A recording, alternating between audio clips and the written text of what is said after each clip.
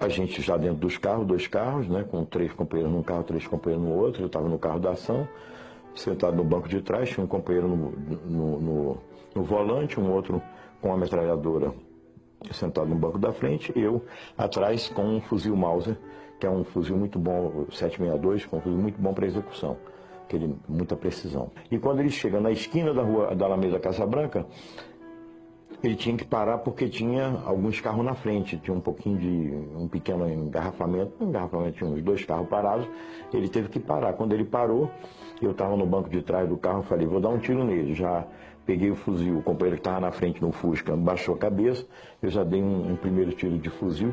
Não acertei de cheio porque eu sou destro, eu atiro nessa posição. Como eu estava atrás no Fusca, eu tive que inverter e atirei assim. Então pegou de cabeça aqui no occipital dele, mas já começou a sangrar. Ele abre a porta do carro e sai do carro. Nós saímos, só o motorista que não sai, porque o motorista tem que ficar ali assegurando a fuga.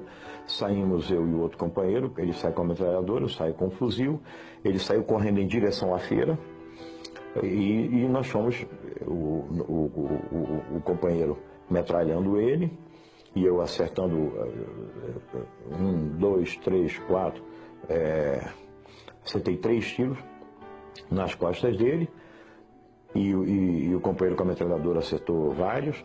Aí de repente ele caiu, e quando ele caiu eu me aproximei, e com a última bala a gente sempre dá o chamado tiro de misericórdia, que é para saber que a ação realmente foi cumprida até o fim.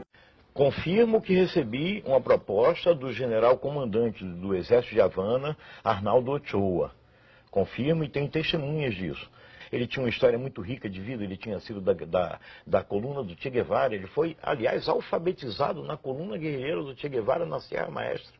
Um dia, exatamente, de noite, já bem tarde, já devia ser já um começo de madrugada, no quartel-general do Exército de Havana, ele me expõe. No mapa, ele me expõe um plano. Ele diz o seguinte, olha só, Clemente, se a gente pega aqui um barco, a gente sai de Cuba, a gente faz isso aqui, a gente consegue chegar na embocadura do Rio Amazonas sem ser detectado por ninguém, porque eu conheço os caminhos, eu já estive na Venezuela, você sabe disso, eu tenho como fazer isso.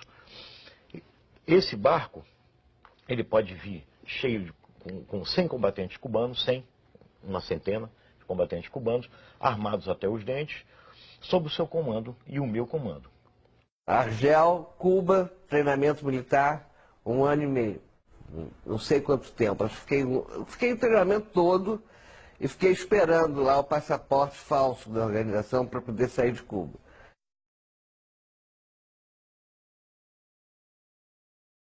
Alguma ação contra alguma autoridade militar? Chegamos a planejar, participei do planejamento, e chegamos inclusive a realizá-las. Ou o senhor nos acompanha ou a gente arranja uma solução, porque eles estão nos cercando, mas nós estamos lhes cercando. O general falou, não, aqui hoje ninguém vai morrer. Eu falei, então nós vamos nos retirar tranquilamente, mas se algum tiro for disparado, a primeira rajada é no seu peito. E da comitiva que o está acompanhando. Meu treinamento foi na Floresta da Tijuca. O João Lopes Salgado, que é ex-militar, treinou todo mundo. Pegou umas balas de INA, era a metralhadora que a gente usava, do Exército. A gente roubava nas guaritas, aqui no Leblon, entendeu? Era assim. Guerra é guerra. Há um episódio polêmico na história da luta armada. Os chamados justiçamentos cometidos por guerrilheiros contra companheiros que eram suspeitos de terem cometido traições. Você participou no dia 23 de março de 71 da execução de um militante da LN, Márcio Leite de Toledo, que defendia uma pausa na luta armada e foi considerado inconfiável. Você participou diretamente da execução, então? Essa é uma informação que até hoje eu não dei. Essa é a informação que até hoje eu não dei. Porque você está perguntando, né? E na verdade verdadeira, eu acho que eu também não dei, porque também até hoje ninguém teve essa atitude de chegar e me perguntar diretamente. Participei sim da ação. A tiros, na rua, numa rua, no jardim, daqueles jardins lá de São Paulo, como você disse, no dia 23 de março de 1971. Foi um comando de 4 companheiros que participou, não fui eu sozinho. Os outros 6 estão mortos. Quando eu saí, eu não resisti. Eu disse para Miriam, se acontecer alguma coisa com algum de nós, eu volto aqui e te mato. Você nos denunciou. Aí ela ficou assim, não, Vera não, Ângela, né? Ângela, de jeito nenhum, não denunciei. Eu disse, ah, é?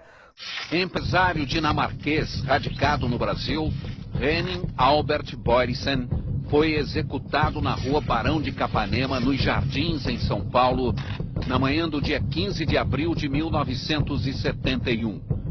Era presidente do grupo Ultragás. Não era um inocente, um empresário, ele não foi justiçado simplesmente porque ele era um empresário. Ele foi justiçado porque ele era um quadro do sistema, ele era um quadro direto da repressão. E como tal, ele estava sujeito às sanções da guerra. Você matou o empresário Boysen? Eu participei da ação, eu dirigi a ação e fui o autor do tiro de misericórdia.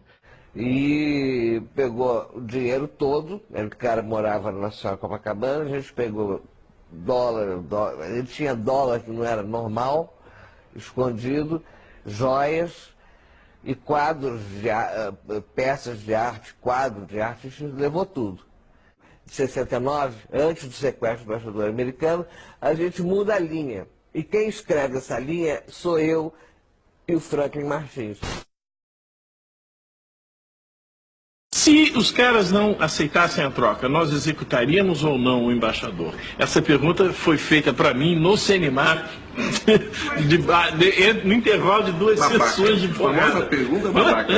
Eu não tenho dúvida nenhuma. A decisão era de executar. Você pode chegar e dizer, podia na hora o cara tremer, bom, mas a decisão era de executar. Aí já um movimento não mais estudantil, um movimento social de tomada do poder, é isso que nós queríamos, e transformação daquilo em socialismo, e que nós não éramos exatamente contra a ditadura, nós éramos contra a ditadura militar burguesa, mas nós éramos a favor da ditadura do proletariado. Isso ninguém diz.